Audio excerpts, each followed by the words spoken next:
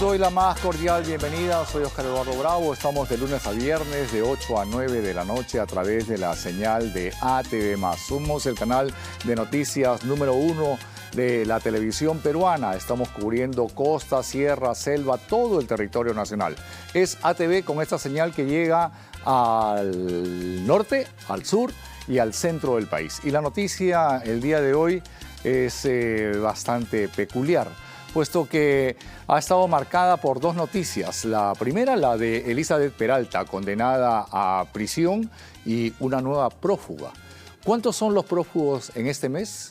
Y la otra información que marcó la pauta fue las revelaciones de Alberto Otárola y la ausencia de la presidenta en el cargo por las operaciones estéticas, las cirugías plásticas que se hizo al rostro. Tenemos unas imágenes que quiero compartir con ustedes.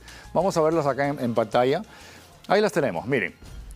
Solamente en este mes tenemos 5 prófugos. El hermano de la presidenta, Nicanor Boluarte. El excongresista Michel Urtecho, que es un señor que tiene habilidades diferentes, es un señor que tiene silla de ruedas, un señor en silla de ruedas se les ha escapado, es prófugo, y también se ha puesto prófuga su esposa. 1, 2, con la esposa 3, Vladimir Cerrón, con una nueva condena el día de ayer por 18 meses, 4, y hoy día Elizabeth Peralta. Qué fácil volverse prófugo en nuestro país. Qué facilísimo es volverse prófugo. Pero de todos estos personajes que tienen connotación política, lo que más llama la atención es el hermano de la presidenta de la República, un señor que tiene habilidades especiales, el secretario general del partido de gobierno que llevó al gobierno a la presidenta y una señora que impartía justicia a todos los peruanos. Pero Palacio de Gobierno no solamente tiene estos temas políticos, sino que queremos que ustedes tengan una información de primer nivel. Palacio de Gobierno nos ha querido confundir no solo los periodistas, sino también al pueblo. Miren, el día 1 de julio, en pleno descanso médico de Dina Boluarte por su operación estética, publicaron este tuit y video sobre una actividad con estudiantes del COAR Lambayeque, ¿no? Aquí estamos viendo, esto es julio 1 del 2023, ¿no? Miren la ropa de la señora presidenta y esto es lo que publican en esa fecha, ¿ok? Y ahí estamos viendo, y ese día la señora estaba con licencia, ¿no? Y esto se realizó en otra fecha, no el 1 de julio. Ahora, pero esa actividad se había realizado el 23 de junio, una semana antes. Aquí lo pueden ver, está en la publicación de la cuenta de FLIR de Palacio de Gobierno, en el tuit original. No se advierte que se trata de una actividad pasada, ¿no? Y ahí podemos ver, esta es una actividad pasada, en otra fecha. Esto ha sido subido el día, miren la fecha, 23 de junio. El día 23 de junio ha sido subido y luego en tiempo real pasó el 23 de junio. Pero publican la información diciendo que esto sucedió el 1 de julio. Y el 1 de julio la presidenta estaba en un quirófano. Lo mismo hicieron el 8 de julio. Publicaron esta otra, ahí están las dos, miren. Esto pasó así de clarito. Esto pasó y está subida por Palacio de Gobierno el día 23 de junio. Clarito, ¿no? Esto pasó el 23 de junio y lo hacen pasar como que en realidad sucedió el 1 de julio. Y como la presidenta no estaba en el quirófano, primera parte. Segunda parte. Lo mismo hicieron el 8 de julio. Publicaron esta publicación en la que se da cuenta de una visita de Dina Boluarte al Hospital Atalaya de Ucayali. Tampoco advierten que se trata de una actividad anterior. Y aquí está la fotografía del 20 de junio de Palacio de Gobierno con la misma ropa, que publicó imágenes pasadas para tapar la falta de apariciones públicas de Dina Boluarte y así poder confundirnos. Ahora vamos a ver, miren, la misma ropa, miren las fechas, miren, a ver, 20 de junio pasó esto, aquí está, 20 de junio, clarito, ¿ok? Y acá que dice, 8 de julio, 8 de julio. Ahora, ¿qué pasó? Lo han borrado en Palacio de Gobierno. Esto ha desaparecido de las redes sociales. Los periodistas lo hemos rescatado, pero esto no solamente es una mentira de Dina Boluarte, sino también acá está implicado Otárola, está implicado principalmente el secretario de Prensa y Comunicaciones de Palacio de Gobierno, Jen Pajuelo, o el que estaba en ese momento al frente de ese cargo. ¿Cuántas personas han tenido que mover para hacer esto? Para hacer mentiras, para mentir, para confundir a la población. Periodistas, redactores, fotógrafos, editores, community manager, gráficos, hombres de medios, manejar YouTube, Twitter, Instagram, Facebook. Miren toda la maquinaria del Estado, todo lo que nosotros tenemos que pagar a todos esos personajes para que nos cuenten un cuento que ni siquiera es cierto, que es pura falsedad. Entonces, cuando la gente dice que Dina Boluarte tiene tan solamente una aprobación del 3%, es justamente por todos estos temas, porque se nos miente, porque nos quieren agarrar de tontos. Y para eso existen los medios de comunicación, para eso estamos los periodistas, para poder observar estas mentiras de los políticos. Yo he invitado el día de hoy a Edwin Martínez, a Pedro Edwin Martínez Talavera. Él es administrador de la Universidad Nacional San Agustín y político peruano y es congresista por Arequipa para el periodo 2021-2026 por el Partido de Acción Popular y es quien en estos momentos lidera las encuestas virales internas de Acción Popular con un 35%. Dice Acción Popular, las encuestas internas, que si las elecciones internas decidirían quién sería el candidato de Acción Popular, sería Edwin. Y en segundo lugar, están empatados el presidente Manuel Merino y Alfredo Barnechea. Pero Edwin está por adelante. ¿Cómo estás, Edwin? Adelante, encantado de saludarte, un gusto, un placer. Muy buenas Bienvenido, noches. ¿cómo estás? Muchísimas Adelante, pasa por favor. Y bueno, ¿qué te parece lo que hace Palacio de Gobierno? Estas estratagemas de comunicación que confunde a la población, el Ejecutivo. Eso lamentablemente es una secuela, ¿no? Esto vino desde Castillo y continúa con una presidenta que en realidad no es presidenta. No es presidenta, pero es nuestra presidenta. Así no lo quieras, así quieras decir que no lo es, lo es. Presidente es el que gobierna. Ella ocupa un cargo presidencial, pero no tiene la más mínima idea de lo que es gobernar en realidad. Ella sigue un libreto que se lo han marcado y a veces se sale del libreto, por eso es que habla sandeces que al final lo único que procuran es hacerla quedar mal de lo que ya está, ¿no? Estas mentiras son flagrantes. Definitivamente. No se dan cuenta de que los periodistas no somos tontos, que para eso hemos estudiado, que somos investigadores, que somos sabuesos, que buscamos el punto y la coma y se les deja en evidencia, pero una mentira tonta, una mentira flagrante, evidente. ¿Y cuántos recursos se mueve para esto? Porque no es solamente que, me equivoqué, no.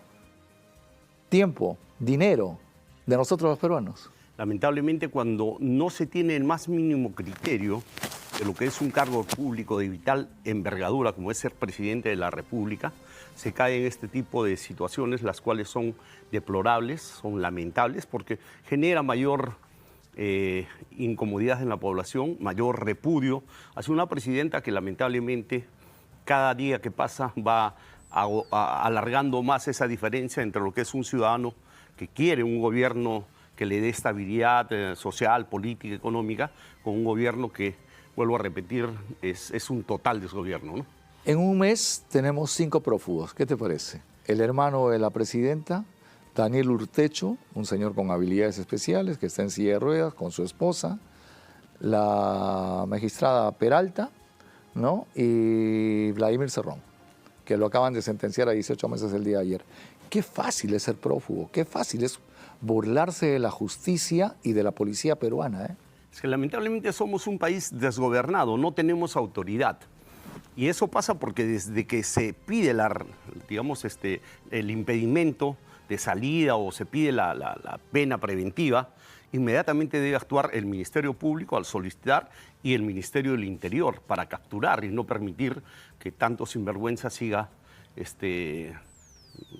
ido de la justicia, ¿no? Cerrón se burla, el hermano de la presidenta se burla, hoy una fiscal también alejada de la justicia.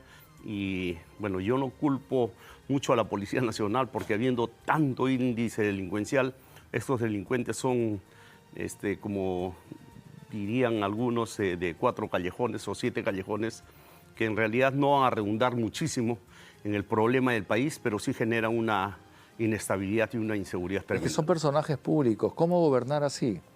Con tanta incertidumbre, con tanta situación pantanosa. Lamentablemente, aquí hay gran parte de la responsabilidad social de cada uno de nosotros, porque elegimos subjetivamente, ¿no? No valoramos realmente a quién vamos a darle un encargo de tanta importancia como es ser presidente de la República. Optamos por el mal menor, supuestamente, pero optamos por un tipo que desconocía todo lo que era la función pública, un dirigente sindical que ni como sindicalista hizo un buen rol dentro del magisterio, agarra el gobierno, un desastre total, lo único que se dedicó fue a tirar dardos por todo lado, a victimizarse, a generar esta ola de violencia, de caos que a partir del 7 de diciembre han traído muchísima consecuencia funesta para el país, porque no vamos a salir de la crisis si primero no controlamos esta crisis social por la cual estamos atravesando. ¿Es moral o es inmoral mentir? Es inmoral, definitivamente, ¿no? La presidenta ya no tiene capacidad moral como para seguir gobernando. Si no hay capacidad moral por parte de la primera mandataria, se puede ocasionar la vacancia. Todo esto que está sucediendo puede generar ahora sí la vacancia de Dina Boluarte. Definitivamente. Tú eres congresista. ¿Tú votarías porque voten de Palacio de Gobierno, porque se vaya a su casa, porque la saquen del gobierno a Dina Boluarte? Hay tantos motivos que deducen que la presidenta ya no debe seguir gobernando, que nos sosteníamos a creer que no, que se podía todavía continuar el gobierno para no generarle daño económico al país, para no generar mayor inestabilidad política, social y económica, pero ya no se puede permitir tanta mentira. Esto es un directo, látigo. Edwin. ¿Se va a su casa, sí o no? Debe Para irse. ti, sí. Sí, definitivamente. Ok, tú la vacarías. Definitivamente. ¿La votarías de gobierno a Dina Boluarte? Primero porque miente, segundo porque no sabe gobernar y tercero porque es un maniquí. Ok, incapacidad moral. A pesar de que Fuerza Popular, a través de Patricia Juárez, ha dicho que no, que la van a sostener. Vuelvo a repetir, o sea, ella no es la presidenta. Ella es el libreto de una presidenta que ciertos grupos políticos sostienen en Palacio de Gobierno. Ok, entonces vas a estar feliz de que Salguana sea tu presidente. No feliz, pero al menos él tiene cierto criterio, no está tan ido, tan alejado de la realidad política como la presidenta misma, ¿no? Claro, ahora, la infracción constitucional que ha cometido, porque hay un vacío legal, hay un vacío constitucional, porque ella es la primera vicepresidenta. Esa fórmula no tuvo segundo vicepresidente, ¿ok? ¿Y la ley qué dice? Si hubiera habido segundo vicepresidente, hubiera sido actualmente... Por eso, ahí hay un vacío. Claro. ¿De acuerdo? ¿Cómo la vacas? Se la tiene que vacar y tiene que asumir el presidente del Congreso. ¿Pero cómo? Y el Pero Congreso si no hay infracción. Es que ya hay infracción. El hecho de que no tenga las condiciones morales para seguir gobernando, por ese mismo estilo lo vacaron a Vizcarra. Por ese mismo estilo se la tiene que vacar a la presidenta. De acuerdo, esa es la parte moral. Pero la parte legal, constitucional, ¿ok? Es como para que el tema sea tratado por el Tribunal Constitucional o lo tiene que decidir el Congreso. Porque, a ver, no es que sacaron hoy día a Dina Boluarte y mañana Salguana es el presidente de Perú. Porque también lo que puede hacer el Congreso es tumbarse a la mesa directiva. Claro. Me tumbo a Dina Boluarte, me tumbo a la Junta Directiva y elijo de los 130 al mejor, al idóneo y ese es el nuevo presidente de la República. Eso es lo que sucedió en el tiempo de Fujimori, ¿no? Con Paniagua, por ejemplo. Claro, con Paniagua, Paniagua, que fue el último congresista el que tuvo menos votos. Claro. Podría suceder algo parecido, pero yo prefiero de verdad ya de una vez limpiar todo este aparato para que la nueva convocatoria de elecciones sea más transparente, ¿no? Y no nos encuentre en tremendos conflictos sociales. La presidenta solo genera conflicto social. Hay un gran grueso de la población que le tiene tirria, o sea, ya no la soporta. Ir a nuevas elecciones con una presidenta como la que tenemos actualmente y un Congreso que nos guste o no nos guste, ya no es aceptado por la población. Ahora, pero claro, pero tampoco es tan saludable porque somos un país que tiene récord. Claro, nos ganó Argentina. Nosotros tenemos un presidente por año. Hace 7 años que cambiamos de presidente. Argentina en una semana tuvo 5 presidentes. En una semana, ¿no es cierto? Pero tampoco es saludable, tampoco es una buena imagen ante el mundo que seamos un país que, no me gusta este pata, cambio por este otro, ¿no? No, es que en este caso ya no es que no nos guste la presidenta, es que está cometiendo demasiados deslices, no solamente morales, sino también hasta, diría yo, económicos, ¿no? En una situación tan crítica como la cual está atravesando el país, gastarse tanta plata en comida de lujo, o sea, es un poco como que...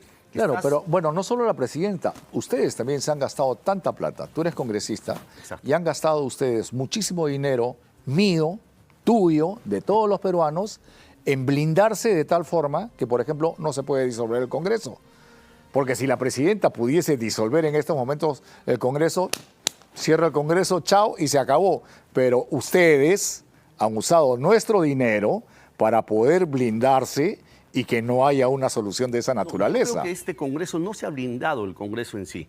Hemos blindado la democracia, que estaba a Esas punto son de palabras, pues, Edwin, por favor. Hemos blindado la democracia. Castillo iba a disolver el Congreso de la República. Y este Congreso del 3% ha podido sostener la democracia y marcarse a un presidente que no se ha disuelto Fujimori. No solamente Castillo, ha disuelto el lagarto Vizcarra, ¿ok? Ha disuelto Pedro Castillo, han disuelto, ¿ok? Pero le han puesto el candado a Dina. No, tú no, ahora tú no puedes ya no puedes. Ellos han disuelto. O sea, ustedes sí la pueden sacar a ella, pero ella con ustedes, naranja guando, no puede ser. Ellos han disuelto parlamentos de mucha experiencia, pero no del coraje que ha tenido este parlamento. O sea, mira, el próximo presidente va a tener el mismo problema. Si no tiene un Congreso cercano a él, se fregó. No. Va a tener, sí, pues, va a tener que ser rehén del Congreso, va a tener que hacer lo que el Congreso le da la gana, como está haciendo ahora. Si no, a ver, mira, Edwin, el presupuesto que está teniendo el Congreso nunca lo ha tenido. El Congreso mismo, para su propio funcionamiento, este gobierno ha sido muy generoso con el Congreso porque esto es política, toma y daca. ¿Okay? Y ahora están con muy buenos fondos y ahora se han protegido políticamente. No, eso es totalmente alejado de la realidad. Antes los congresistas tenían un montón de bondades. Tenían movilidad, si es que viajaban en avión y querían viajar en su camioneta, les devolvían la plata del avión para que utilicen en su camioneta, tenían mayor tipo de bonificaciones, en Navidad se llevaban todo lo que les daba la gana. Este Congreso es al que más se le ha recordado los beneficios parlamentarios, sino que este Congreso es el que se ha enfrentado de tal manera con muchos medios de prensa que todo el barro se lo han tirado a este Congreso de la República. Pero si debe ser por algo. ¿Qué beneficios contaba, digamos? A ver, por ejemplo, ¿qué beneficios tiene un congresista? ¿Cuántos asesores tienes? En el despacho de cada uno de los estos tenemos 6 trabajadores, 2 asesores principales, 2 técnicos y 2 auxiliares. Ok, tienes 6 personas. Exacto. ¿Y en las comisiones cuántas personas tienes? Bueno, yo nunca he presidido comisión, pero en comisiones normalmente son de 8 a 12 trabajadores. ¿Y nunca has presidido ninguna? Gracias a Dios, no. Porque no tienes bancada. No, yo tengo bancada. Bueno, era de Acción Popular, he renunciado, pero no me han dado esa responsabilidad por temor. Cuando uno empieza a brillar como una lucecita y de pronto se convierte en una antorcha, las demás luces empiezan a tratar de opacarte, ¿no? Es por eso que a mí no se me ha dado el lugar dentro del Parlamento como debe verse o como se le ha dado a cualquier parlamentario común y corriente. Tú no eres miembro de la bancada de Acción Popular, pero eres militante de Acción Popular. Soy populista de corazón. Y sin embargo, las encuestas internas de tu partido dicen de que estás encabezando las preferencias de los populistas para una candidatura presidencial. pero no estás en la bancada. No es necesario estar en la bancada, es necesario sentir a Belaúnde en el corazón realmente, honrar su memoria y trabajar de acuerdo a los lineamientos y a la doctrina de don Fernando Belaúnde Terry. Muchísimos han manchado la imagen de don Fernando Belaúnde Terry. Yo trato de limpiar cada instante que veo que manchan la memoria del mejor presidente que hemos tenido en la historia del Perú.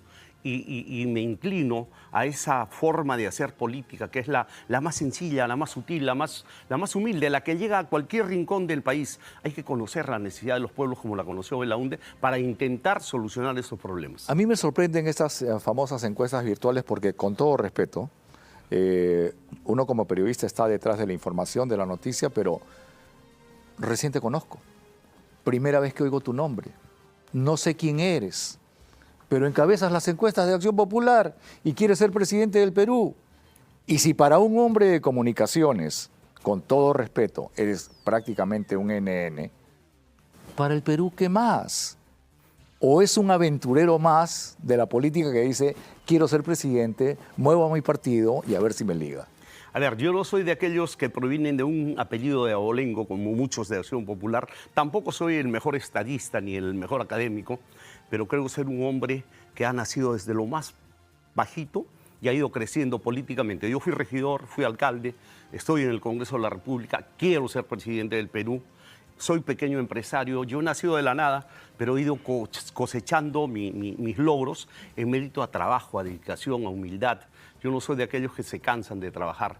Soy un incansable obrero que quiere construir verdaderos cimientos de una democracia sólida y de un crecimiento económico, social y político en bien del país. Yo no me amedrento ante el delincuente, ante el que me ofende, ni ante ningún obstáculo. He aprendido a saltar barreras casi imposibles de saltar y siempre he sido optimista y creo que he triunfado en la vida, gracias a Dios. Qué interesante. ¿Por qué quieres ser presidente del Perú? Porque tengo muchas cosas concebidas desde joven que me van a ayudar a articular un verdadero plan de trabajo que saque adelante al país. Se necesita alguien con carácter, con autoridad, que no le tenga miedo al delincuente, que no le tenga miedo a la bulla de la calle, que ofrezca realmente alternativas que nos den tranquilidad, paz pública, seguridad ciudadana y con eso poder de pronto emprender la reactivación de los ejes económicos productivos que hoy lamentablemente están paralizados, porque ¿quién quiere invertir en un país donde solamente hay caos, violencia? Hace 8 años venimos en esta persecución en la cual no hay tranquilidad, no hay paz pública. Entonces la gente no quiere invertir. Tenemos que darnos tranquilidad, la necesaria, como para que vengan los capitales a reactivar nuestra economía. Suerte, Edwin. Muchísimas gracias. Que Dios te bendiga. Si Dios quiere, eres presidente. Yo creo que la valla ya no es tan alta. Si Castillo ha sido presidente, cualquier presidente. Yo podría competir. ¿Estás en el Perú, sí o no? Yo no competiría con Castillo, de verdad, porque sería hasta una ofensa. Yo quiero competir con el mejor, con Hernando de Soto, con ellos, para demostrar... ¿Crees que es el mejor Hernando de Soto? Creo que no lo conoces. Lo conozco muy bien. Creo que no. Es arequipeño. Yo lo conozco más. Creo que ese es su problema.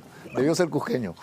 Un abrazo. Muchísimas gracias. Siempre bienvenido. Muy amable, un gusto. Gracias. Encantado. Ha sido el congresista que ha conversado esta noche con nosotros. Y nos vamos en vivo con Karina Reinafarge, que está en una de las viviendas de la fiscal Elizabeth Peralta en Lince. Estamos en vivo y en directo. Karina Reinafarge, buenas noches.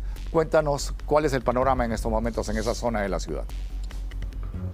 Muy buenas noches, Oscar Eduardo. Efectivamente, estamos en uno de los edificios porque según registros públicos, un departamento del piso 7 de esta torre, de este condominio que es bastante grande y en una zona bastante exclusiva, porque si bien es cierto, estamos en el distrito de Lince, colindando con San Isidro, es una zona bastante exclusiva, uno de los departamentos del piso 7 le pertenecería a la fiscal Elizabeth Peralta. Cabe recalcar, Oscar Eduardo, que nosotros al llegar aquí a inicios de la tarde, hemos tocado la puerta, hemos conversado con una persona que nos dijo aló. Cuando nos presentamos, que éramos periodistas y pertenecíamos a TV Más Noticias, ¿no? Nos dejaron de contestar, preguntamos a seguridad si había alguien ahí, sin embargo, no nos quisieron dar razón. no hemos visto entrar ni salir a la fiscal Elizabeth Peralta, pero algo que también ha llamado nuestra atención aquí en esta zona es que, mira, Leonardo Dávila te va a mostrar en este momento cómo se encuentra la zona. No hay presencia policial, no hay ningún tipo de resguardo, es decir, no había habido, tampoco hemos visto llegar a un notificador, ¿no?, que de alguna manera le pueda dar la notificación de esta medida de prisión preventiva de 18 meses que se ha dictado en contra de Elizabeth Peralta. Entonces, esta es la situación, ¿no? Si bien es cierto, ya su abogado, Benji Espinosa, ha señalado que ella no se va a poner a derecho, ¿no?, tampoco hemos visto que haya de alguna manera un movimiento para que ella sea notificada en esta, que es una de las viviendas que está a su nombre en registros públicos. Y obviamente llama la atención este accionar, Oscar Eduardo. Pues, Karina, en realidad, qué raro, ¿no? Que una fiscal esté escapando de la justicia. Mire el ejemplo que nos están dando los fiscales. Alucinante, ¿eh?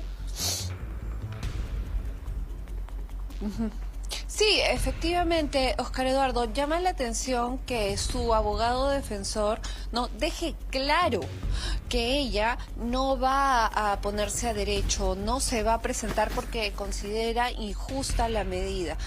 Y también el otro punto que llama la atención es el accionar. Ella, como uno de los argumentos de arraigo domiciliario que presenta, es el hecho de que su madre vive en nuestra ciudad, en el distrito de Ate, ¿no?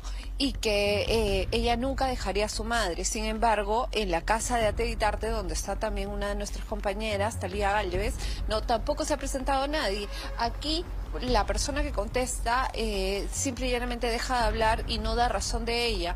Entonces, de alguna manera podríamos decir, o sea, siendo ella una fiscal, ¿no?, la actitud llama mucho la atención y despierta mucha más suspicacia al caso que se le achaca, ¿no?, que como bien sabemos también están inmiscuidos el ex conductor de televisión Andrés Hurtado, más conocido como Chibolín, y el empresario Javier Milei. Bien, muchísimas gracias, Karina. Y bueno, este es el ejemplo que nos dan los magistrados. Gracias por la información, Karina. Muy buenas noches. Este es el ejemplo que nos dan los magistrados. O sea, una disposición del juez, si uno quiere, no la cumple. O sea, los 33 millones de peruanos, si es que nos dicen que nos van a meter en cana, nos escondemos nomás, pues. Si los fiscales nos están dando el ejemplo, los jueces nos están dando el ejemplo, los políticos nos están dando el ejemplo. Si ellos pueden, ¿por qué yo no puedo? Porque usted no puede. Así está el Perú. Estamos con hueco. Ya volvemos. Esto es Franco. Ya. De acuerdo, perfecto. Sí, gracias. Sí, justamente es Gladys Robles, la mejor productora de televisión del país, mi productora de televisión, que me está dando justo las indicaciones de que ya estamos en comunicación con los Estados Unidos de Norteamérica. Estoy en contacto con el estado de Florida, en Miami. Fran Rodríguez es economista y analista político y él es director del Museo Cubano-Americano. Con él vamos a hablar sobre el nuevo gobierno de Donald Trump y las medidas que acaban de dictar contra Cuba para que continúe el bloqueo que desde los años 60 tiene aislado totalmente a la isla caribeña. Con las muy buenas noches, encantado de saludarlo desde Lima, Perú. Le saluda Oscar Eduardo Bravo. ¿Cómo está usted? Muy buenas noches. Buenas noches y muchas gracias por la invitación. A usted las gracias. ¿Cambiarán las cosas con Donald Trump para Cuba, para los cubanos? Sí, bueno, regresarán a los 4 años anteriores cuando él fue presidente.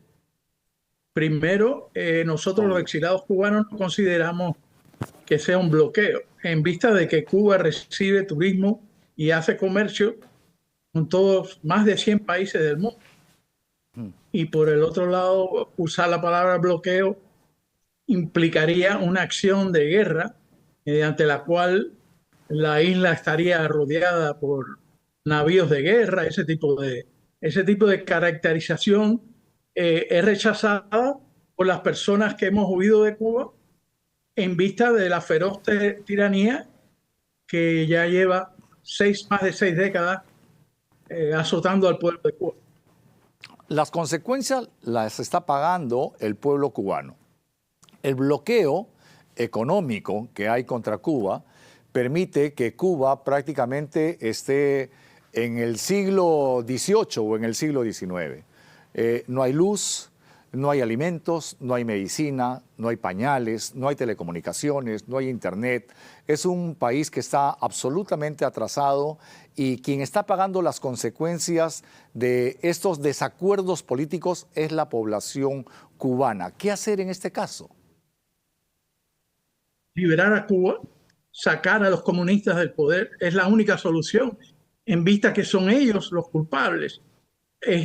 Cuando yo era niño, gritamos en Cuba, Yankee, go home. Go home. Y los yanquis se fueron. Entonces, si tú te peleas con el cocinero, ese es tu problema. Tú no puedes ser una isla que todo su comercio era con Estados Unidos y entonces tú unilateralmente te divorcias de Estados Unidos, te casas con la Unión Soviética y cuando te va mal, quieres regresar a casa. Las cosas no funcionan así. Ahora, ha habido un problema político en Argentina y en las Naciones Unidas porque el presidente Milei ha destituido a su canciller cuando votó a favor de Cuba, en contra de la posición clásica del gobierno argentino y más aún del presidente Milei. Es un caso sui generis, ¿eh? Primero, usted dice que votó contra Cuba, votó contra la dictadura comunista. El señor Milei para mí es un héroe de la democracia. Yo soy una persona de derecha, como ya se habrá dado cuenta, y estoy muy orgulloso de ser de derecha porque creo que estoy en lo correcto. ¿Qué es ser correcto en la derecha? Querer la libertad empresarial, religiosa, de expresión, que el ser humano se gane la vida en igualdad de condiciones, que las personas se puedan ganar los frijoles, como dicen ustedes los peruanos, de una forma normal, en competencia con los demás factores de la economía, pero no que el Estado sea el ente gobernante o rector de toda la actividad económica. Yo creo que el plan natural del hombre es la economía de mercado. Ahora, pensaron que cuando Fidel Castro haya muerto, se acababa el problema. Luego vino Raúl, luego vino el heredero, las generaciones que gobernaron han pasado, han lavado el cerebro de generaciones de cubanos y sin embargo la situación no tiene cómo cambiar. El mismo Kennedy con la invasión a Bahía de Cochinos en los años 60 lo quiso hacer.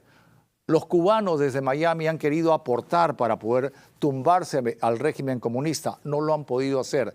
¿De qué forma van a sacar a los comunistas de Cuba? ¿Ya no es esto un tema meramente político y utópico o hay alguna forma de que los comunistas dejen el gobierno en la isla? Usted mismo lo ha dicho, los comunistas no salen del poder.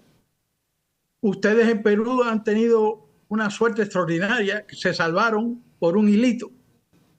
Yo estaba en 1992 en Lima y pongo la televisión y veo a Abimael Guzmán en una jaula con un uniforme de franjas presidiarias y se lo merecía. Sendero Luminoso es parte de ese comunismo y ustedes se salvaron, que se lo quitaron de encima.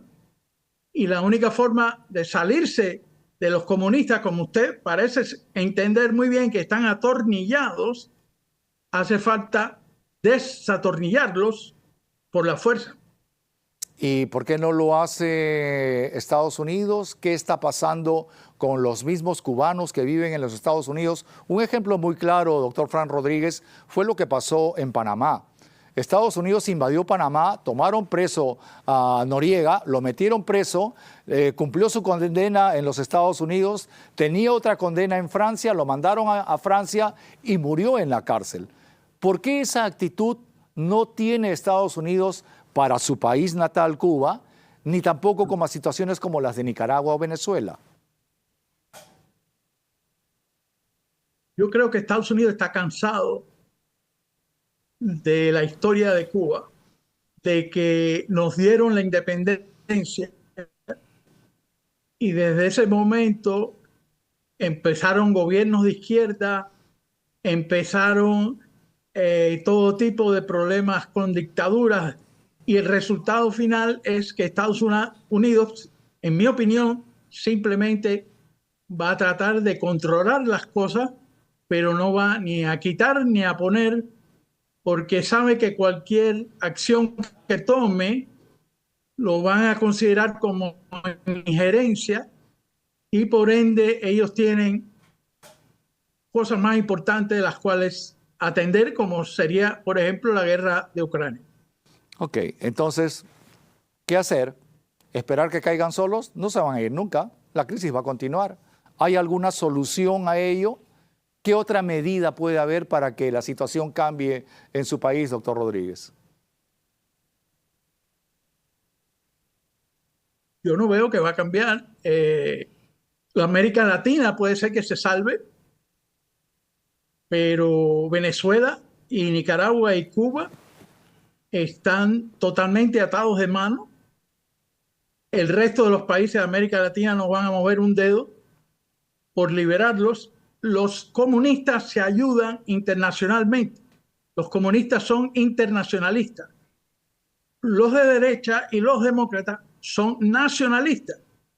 Entonces cada cual mira por su país y no se dan cuenta que hay una mafia totalitaria que se ayuda y ustedes al lado en Perú tienen a Bolivia que va en ese camino a alta velocidad. Yo he tenido la suerte de estar en su país y he tenido la suerte también de poder entrevistar a Fidel Castro. Y cuando conversé con Fidel Castro, no le gustó la entrevista que le hice, no le gustó las preguntas que le hice y la noticia dio la vuelta al mundo porque el tipo actuó de una forma beligerante. A raíz de ello, existe una paradoja. Mira, los cubanos que están en la isla quieren salir y no les dejan. Yo quiero entrar y no me dejan. ¿Por qué? Porque ofendí al comandante Fidel Castro.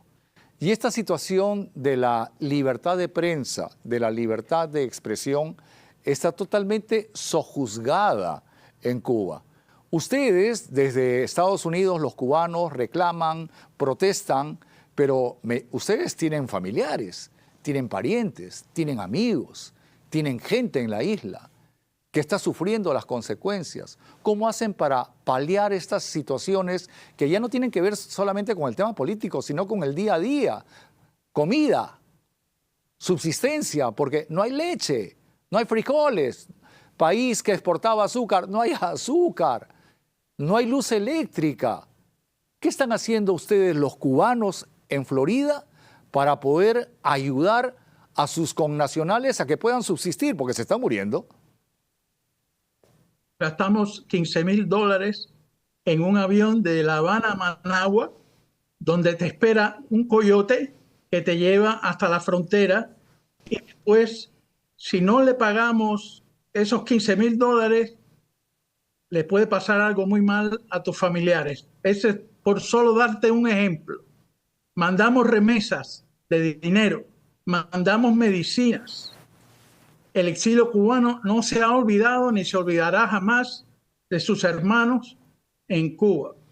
Y convivimos aquí en Miami con los nicaragüenses, los bolivianos, los venezolanos y gente incluso de Colombia que se han tenido que ir porque el Grupo de Puebla y el Foro de Sao Paulo, inventados por Fidel Castro y por Lula, han tenido éxito en captar a esos países. Incluso hoy en día México ya casi no se puede considerar una democracia en vista de que todos los poderes del Estado ahora son controlados por Morena y América Latina entera. Ustedes en Perú, parece que Dios le ha puesto la mano sobre ustedes, pero el resto de América Latina tiene serios problemas y son causados por el comunismo precisamente. La gran ventaja de nosotros es que Dios es peruano, por eso es que nos va bastante bien. Doctor Rodríguez, los hechos políticos que se están dando en la isla, pero que no se dan a conocer a través de los medios de comunicación, pero sí a través de las redes sociales, hablan de protestas, de sublevaciones, de mítines, de manifestaciones. La gente no tiene que comer. La gente solamente tiene horas de luz al día. Y esto, como hay restricción en las comunicaciones, no tiene mucha divulgación. Sin embargo, ustedes sí están al tanto de ello. ¿Nos pueden ampliar un poco más?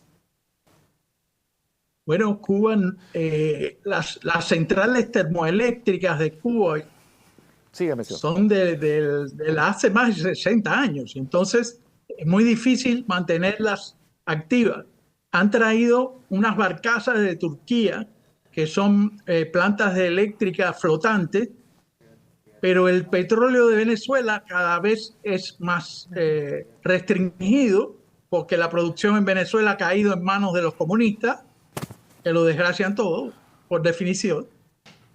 Y Rusia es el otro ente que está suministrando cierta cantidad, y ahora México, pero Cuba no tiene divisas, moneda fuerte con qué pagar el petróleo, ni con qué pagar ninguna de las importaciones. O sea, como usted dice que hay un bloqueo, el bloqueo se lo tiene el gobierno al pueblo, que no deja que las personas crezcan, que sean exitosas. Cuando tienen un negocio, le ponen más impuestos, le prohíben tener un segundo negocio, se lo incautan. O sea, bajo esas condiciones, el cubano nunca puede prosperar al punto de autoabastecerse. Hemos entrado en una época de evolución. Cada vez la oscuridad, literalmente y figurativamente, se apodera de mi país, y es una situación crítica que no tiene solución, porque los que gobiernan, las pocas divisas que hay son para ellos, para las armas. Cuba tiene embajadas en más de 150 países. En cualquier islita del Pacífico, Cuba tiene una embajada. ¿Por qué rayos? Porque a ellos lo que les interesa es que en ese voto que usted refería en Naciones Unidas, que ellos siempre lo ganan en la Asamblea General, porque tienen los votos antiguamente de la Argentina y de los otros países, y ellos son capaces de invertir lo que tengan que invertir en esa diplomacia. Y también en el mercado esclavo de médicos, que ahora están mandando a México, el 92% del ingreso del médico, el Estado se queda con ese ingreso. Sí. Y además, la familia del médico se queda como rehén en Cuba. Sí, es todo un proceso. Esos médicos también llegaron a mi país, también llegaron a Perú, estuvieron en muchos puntos de la capital. Y sí, lo que dice es cierto, pues las condiciones económicas en las que vienen los médicos cubanos no es de las mejores, y hay que ayudarlos. Pues mi querido doctor Frank Rodríguez, yo le agradezco que nos haya dado nuevas luces de lo que significa la situación política, social y económica en Cuba, y esperemos que este pueblo tenga muy pronto libertad. Le agradezco esta comunicación desde los Estados Unidos. Pase usted muy buenas noches. Dios lo bendiga hasta cualquier momento. Muchas gracias. Bien, y esto es lo que pasa en Cuba, y volvemos a Perú. Hay la posibilidad en nuestro país de que se den temas de catástrofes como el del fenómeno del Niño o el fenómeno de la Niña. Puede haber un terremoto en cualquier momento, puede haber un tsunami. Cuando se dan estos fenómenos naturales, por ejemplo el fenómeno del Niño, se lleva puentes, se lleva pistas, se lleva colegios, se lleva viviendas. Ustedes lo saben mucho mejor que yo. Y para eso existen los seguros y los reaseguros. De tal forma que las primas, que pueden ser muchas veces pensadas como muy onerosas, al final significa una gran inversión, porque no es el Estado el que tiene que reconstruir, sino son las empresas de seguros y las reaseguradoras las que pueden cubrir estos seguros catastróficos. Roberto Nguyen Álvarez tiene más de 20 años de labor en la industria del seguro y reaseguro. Él es especialista en la transferencia de riesgos de infraestructura estatal y viviendas de la población de escasos recursos económicos. Con él vamos a hablar respecto a estos seguros catastróficos para ver qué de factible es que los tengamos. ¿Cómo estás, Roberto? Qué gusto saludarte. Un gusto, Oscar Eduardo. Muchísimas gracias por brindarme este espacio y estoy a tu atención para cualquier pregunta que requiera sobre el tema en referencia. ¿Cómo así podríamos, o sea, cualquiera puede tener un seguro contra catástrofe? Personas naturales, personas jurídicas, el Estado. Por ejemplo, un agricultor puede comprar un seguro, se desborda el río Tumbes, le lleva su plantación de plátano, perdió 100.000 soles en plantación de plátano y compró una póliza de seguro. ¿El seguro le devuelve lo perdido? No, mira, escúchame, Oscar Eduardo. El seguro agrícola catastrófico se creó en el 2008 con la ley. Eso está caminando y se renueva año a año. ¿Ya? Creo que son 22 regiones las que tienen. Okay. Lo que nosotros hemos presentado a la PCM es un seguro, una transferencia de riesgo para todo lo que es puentes y carreteras. Ajá. En caso de que ocurra una catástrofe, pero que es una catástrofe que va a ser inminente. Va a venir. Todos los modelos meteorológicos indican que el próximo año, febrero, va a ser catastrófico el fenómeno que está sucediendo ya a nivel mundial. Claro. Entonces, nosotros hemos presentado una transferencia de riesgo para cubrir eso, ¿no? Ahora, esta transferencia de riesgo tiene mucho valor agregado. ¿Por qué? Porque lo hemos diseñado con la finalidad de que no sea una cobertura de reembolso, sino de reposición. ¿Qué quiere decir esto? Que el Estado peruano no va a tener que tocar la caja fiscal para poder reconstruir, sino el que va a dar el dinero a la constructora para reconstruir es el reasegurador. Si lo que tengo que reconstruir es un puente y una carretera, que por decir, la reconstrucción me cuesta $3.000 millones, Así por es. decir un tema, ¿ok? ¿Qué porcentaje es la prima que hay que pagar de ello? Mira, lo que nosotros nos dieron hace un buen tiempo fue una cotización de escritorio, que le llaman, que te dicen, bueno, a grosso modo, ¿cuánto más o menos es tu valor declarado para carreteras y puentes? Nos cotizaron para 200.000 millones, 300.000 millones, $100 millones. Pero como tú decías... O sea, si yo, Estado peruano, Sí, contrato una empresa de seguros y reaseguros, así es. y le pago a esa empresa por la Así póliza es. de seguros $100 millones, Así es. que vienen a ser cerca de 400 millones de soles, Así es. y mi país sufre la pérdida de puentes, Carreteras, por 2.500 millones, ¿ya? Está dentro de la cobertura. Ya. Entonces el reasegurador es el que se va a encargar de reponerme el bien. ¿nos los va a dar todo nuevecito? Nuevo, pues, es que ¿Y el Estado no va a meter un solo no, bolsillo? solamente el Estado lo único que va a abocharse sería el Ministerio de Economía, tendría que pagar la prima y los deducibles. Pero la reconstrucción... Las letras chiquitas, los deducibles. ¿Qué son los deducibles? Los deducibles son los deducibles que ponen los reaseguradores primarios, pongamos, de 10 millones para este tipo de cobertura, más los deducibles por lluvias, ¿no? ¿Entiendes? Lo que pasa, el tema es interesante. El problema con los seguros muchas veces son las letras chiquitas, Sí, Roberto. pero lo que quiero decirte, Oscar Eduardo, es que acá tú vas a pagar deducible y prima. Y te van a... ¿Qué es un deducible? ¿Qué es una prima? El deducible es la parte proporcional que le corresponde al Estado peruano por la cobertura. Yo te voy a asegurar 3.000 millones, pero hay un deducible que tú tienes que pagar por eso. ¿Qué porcentaje es ese? El deducible será pues 5 millones, 10 millones para este tipo de cobertura, más el deducible de lluvias. Pero eso tú ya lo plasmas y lo aterrizas cuando ya pues el gobierno tiene la voluntad y ya decide pues que esto va para adelante. ¿Hay jurisprudencia? ¿Se ha hecho antes? Bueno, acuérdate que te estoy hablando que es reposición. O sea, a mí no me van a dar plata, a nosotros no nos van a dar plata, nos van a dar puentes y carreteras. ¿Ok? El reasegurador nombra a un ajustador internacional, que es una empresa independiente internacional que se va a encargar de hacer el análisis de todos los daños. Tumbes, Piura, Lambayeque, Lima, ¿Cuánto es el quantum de puentes y carreteras? 2.800 millones. Ok. Con ese informe del ajustador que es independiente, se hacen las cartas, se invita a tres compañías constructoras. Cotízame.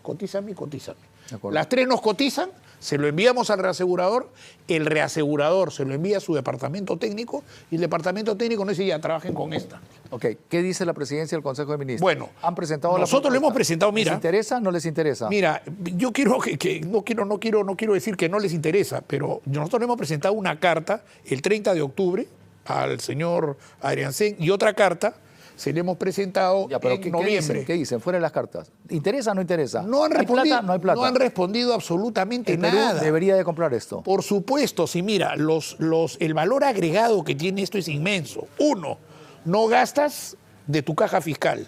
2, tienes fecha de inicio y fecha de término.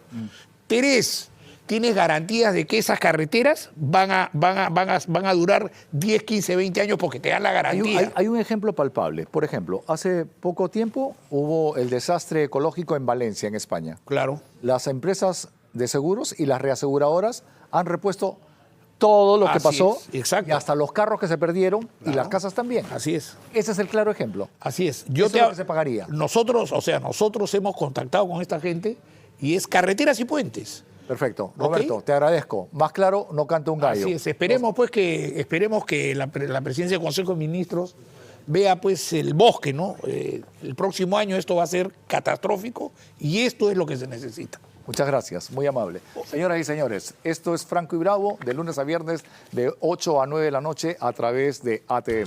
Soy Oscar Eduardo Bravo. Les deseo que pasen muy buenas noches. Que Dios me los bendiga. El Bravo